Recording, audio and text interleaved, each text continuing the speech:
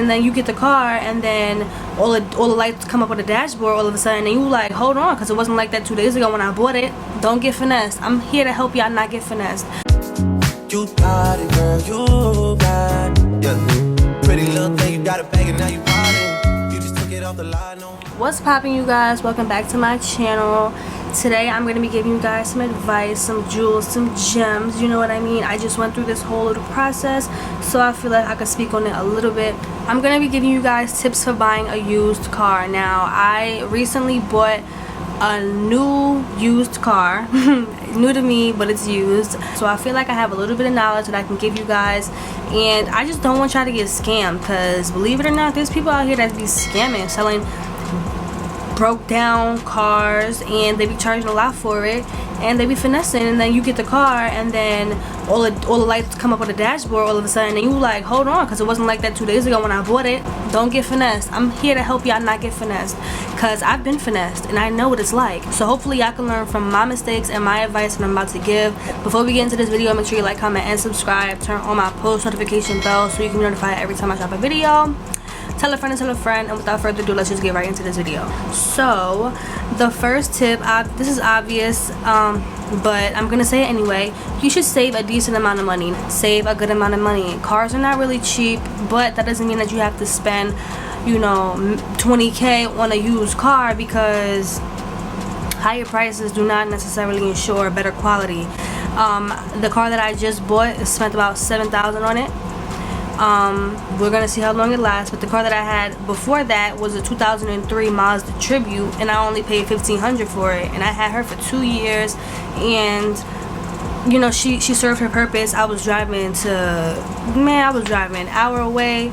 I drove to Maryland. Like, the car did its purpose. Whatever you think is a good range, personally I would say between at least $2,000 for a decent used car. Different locations have different costs of living. That's what I was trying to say. So, you know, if you go somewhere where the cost of living is cheaper, you can get a used car for a lower price. But if you're somewhere like a big city like New York or California, your used car is probably going to be more expensive. So you should keep that in mind. So you definitely can't go based on the price. Oh, well, this is $5,000, so it's probably a good car. No, that's just what they want to get from you. That's just how much money they want from you. So that is a stereotype that needs to be taken out of your mind if it's already in your mind, because that is not true, and that's going to get you finessed.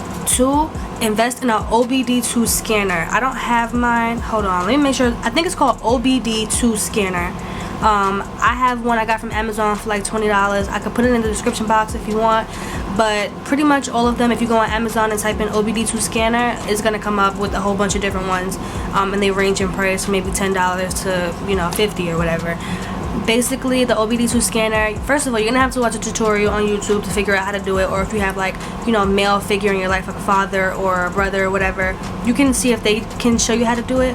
But it's not hard. I figured it out on my own. You just plug the OBD2 scanner into the car. It's usually under the steering wheel, on the driver's side, on the bottom where your feet go, and you plug it in, and it has a button on it that says detect. Now when you press the detect button, it will tell you what's wrong with the car. If there's something wrong with your catalyst converter, it's going to tell you.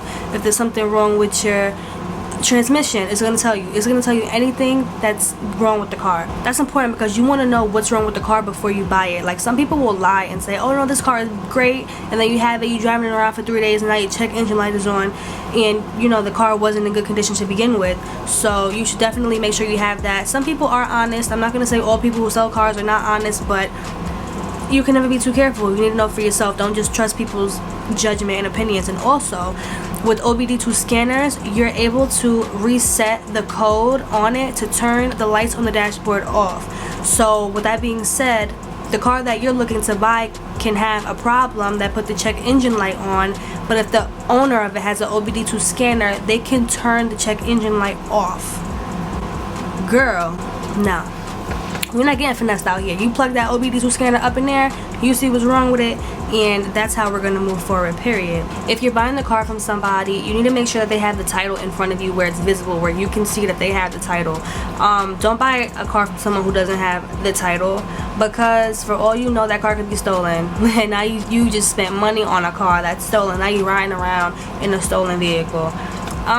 the title is important, or the person can sell you the car and say, yeah, okay, whatever, you spend $3,000 on the car, you give it to them, and then now they want to report the car stolen, and now you're getting in trouble for it.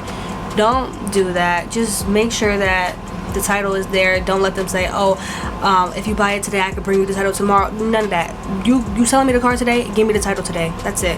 And you need to sign it over. They make sure that, you know, they're signing it over to you, and you take the little part on the bottom to the DMV. I don't know if it works the same way in every state, but just make sure you got the title, because you need that to register the car to yourself. Also, check the Carfax. This is very important. Carfax, bro. The Carfax website, sometimes you have to pay, sometimes you don't. I don't really know, but there are websites where you can check to see the Carfax for free. The Carfax is important because it tells you how many owners there were, how many accidents were reported, and the history of service. It tells you the odometer, like how many miles is on the car too. It tells you a lot of information that you might need to know. Now, when you buy a car, you want to make sure that it was taken care of. If you look at the Carfax report and it says it had 7 owners and every owner only had the car for a month, 9 times out of 10 there's something wrong with that car that nobody wants to keep it. So that's not a car that you want to buy. But if the car has 2 owners and they both had it for like 2 years, then you know, okay, well, this car was decent. You know, they kept it for a while. It'll tell you, you know, if they kept up with the oil changes and tire rotations and, you know, general servicing of the car. If they took care of it, that's a car that you want to get. Also, the lower the mileage, the better. A car is overall a machine. It's not going to last forever.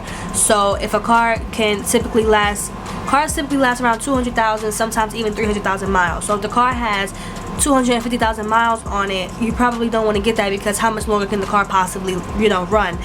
Lower the mileage, the better, just because there's more chance that you're going to be able to drive the car around for a longer amount of time. Especially if you're young, you don't want to be spending, you know, $5,000 on a car that you can only have for a year. You know what I mean? Well, to each his own. If you only want the car for a short time or a short term, then that's something that you can consider. But I feel like if you're going to buy the car anyway, you might as well just make sure that it can have some kind of longevity, whether it's 2 years or whatever the case may be. I think these are pretty much all the important things that I have to mention.